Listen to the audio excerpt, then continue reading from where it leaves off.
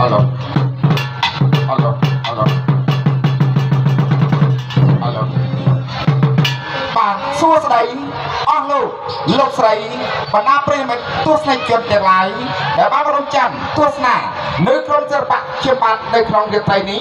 ជាដំបូងនេះមុននឹងក្រុមសិល្បៈខ្ញុំបាទសម្ដែងចេញជាសាច់រឿងដើម្បីឲ្យលោកយាយលោកតាទស្សនា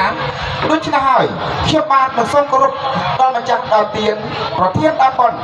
ព្រមទាំងបដិជនគ្រប់ព្រះអង្គនៅទីកន្លែងនេះហើយព្រមទាំងអស់លោកស្រីលោកប្រុសលោកយាយលោកតាកុមារាកុមារីទាំងអស់ជាទីគោរពពីក្រុមសិល្បៈខ្ញុំបាទដែរដូច្នេះហើយមុននឹងក្រុមសិល្បៈខ្ញុំបាទសម្ដែង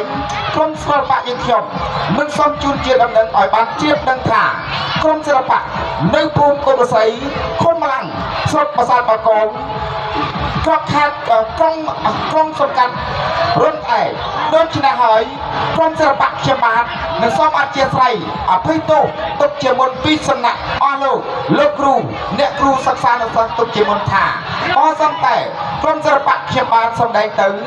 មានការជ្រុលជ្រួសខុសឆ្គងក្រៅប្រការណាមួយនោះសូមអស់លោកគ្រូអ្នកគ្រូសិក្សានៅសិស្សនិងអធិស្ឋានអភ័យទោសដល់ក្រុមសិល្បៈខ្ញុំផងបាទដោយពាក្យចាស់លោកពលថាដំរីជើង4គង់តែមានផ្លាត់